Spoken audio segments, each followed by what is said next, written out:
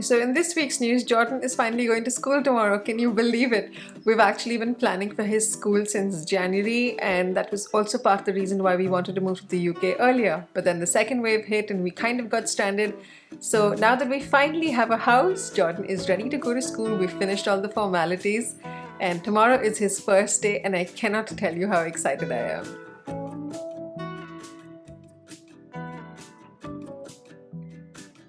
Hi guys, this is Ashika, and if you haven't hit that subscribe button yet, please do so. You can also follow me on Instagram at absolutelyashika. I'm also going to give you a quick tour of the school so you know what our school looks like. School has just ended right now, so all the kids have gone home, so I'm able to shoot a little footage around the school.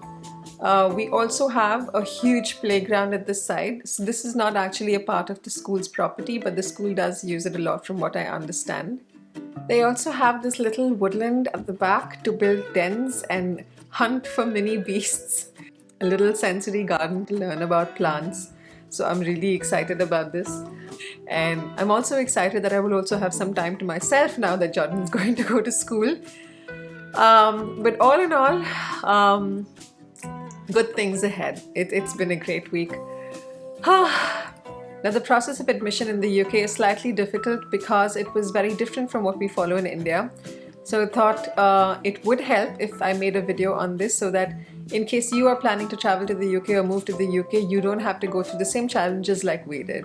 So in this video today, we're talking about the entire admissions piece, how you can get your child into school, what you need to do, whom you need to contact, and all the rest of it. So Jordan's going to be admitted in the reception year. Now the reception year is typically what we call UKG or upper kindergarten in India. To get into the reception year, the child must be at least 4 years old and should be celebrating his 5th birthday somewhere during the term. Alright? Okay. The other thing to keep in mind is there are two types of schools. One is the state schools and the other one is the independent schools or the private schools. State schools are funded by the government and entirely free most of the time. So if you'd like to get your child admitted into school, this is typically the process you'd follow and something we did as well. The first thing is you typically look for schools in the area where you plan on living in.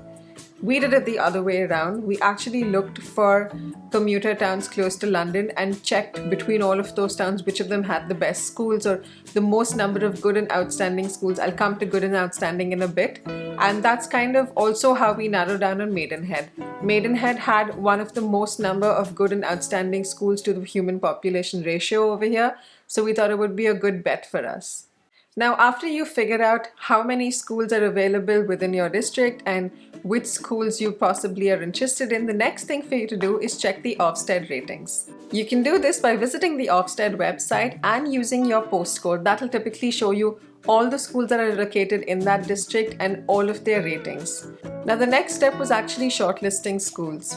The yardstick we used was which schools fell under the outstanding and the good category.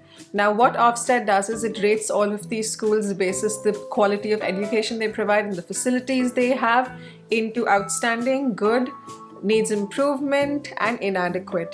So in our case, the only types of schools we were looking for were good and outstanding. Good because we were coming in the middle of the term year and we knew it would be a little challenging to get a school which was outstanding in the middle of the year.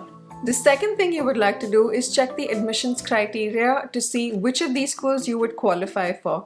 Now, overall the admissions criteria remains the same for most of the schools in the UK, but a few schools have a few clauses here and there which slightly differ. So once you've narrowed down on which of these schools you're interested in, it would be useful to go to the school website, read the prospectus, check the admission criteria and see if you qualify for any of this. The admission criteria also helps you understand where you stand when it comes for admissions. For instance, factors they keep in mind are the distance from the school, whether you have a sibling in the school, whether your parent is a teacher in the school, whether you belong to a certain denomination, whether you are a ward of the government. These are all factors that are kept in mind. So it's really important for you to go through the admission criteria and see where you stand. And something that's extremely important over here is the distance to your house. In most cases, people who stay closer to school are given preference over people who stay further away from school. So when you are looking for a house, do keep that in mind. The other thing we did was actually check the admission sections of each of these schools. and see what their admissions was like for the previous year, how many times they were oversubscribed, whether they had empty seats or not at the end of the admissions process, because that gives you an approximate idea of how much of a chance you stand when it comes to admission if you're joining in the middle of the year, or if your house is a little further away, or if your child is not going to have a sibling in that school. Because these are really important criteria when it comes to actually getting your child a place in that very, very coveted school. So once you're done with this, you'll know which schools you absolutely want to apply for, and then you can actually go and start the application process. The application for schools goes on from November till January in the UK. You will be able to find admission details on the government website or on your local borough's website. In our case, it's RBWM. I've left the link of that below. And it details the process of how to apply. So what you also need to do is apply for 6 schools in the order of your preference. And keep in mind a lot of things while applying for these 6 schools in terms of proximity, where you stand a really good chance, how many of these schools have been oversubscribed. So it's important to really hedge your bets over here as well. So admissions typically close at the end of January, and then the government takes a couple of weeks and you actually get a response sometime early April. I've actually put all the timelines here for you to get an approximate idea of what dates you're looking for just this year. Once the results come out in April, you have the option of accepting, appealing, putting yourself in a wait list, all of that. So for anyone who's looking to move to the UK in the next few months, if you can move to the UK while the admissions procedure is still going on, absolutely great. What is really important is for you to have your house nailed down before you apply, because when you apply for your child, you have to put in a UK address, and basis that your child gets allotted to school as well. If you are planning on moving to the UK and you're still based out of India or any other country, you can't really apply, which was our case. You have to wait till you come to the UK and then you have to start the application process. So we weren't really able to apply for Jordan before we got here. We were sitting ducks from January until now, and that made me extremely nervous, especially because the term has started. The term started in the first week of September here. So now that we finally got our house closed and nailed down, we finally were able to use our contract and then apply to the schools because of that. The process we had to follow in our case, because the entire admission process was closed, was write to our local borough, which was RBWM in this case, and tell them that we had just moved to the UK and we had to give details of where we were living. What they then did was give us a list of schools which still had a few seats left in the reception class. So what they give us is all the schools in the borough, all the state schools, and they mentioned whether they had seats availability or not.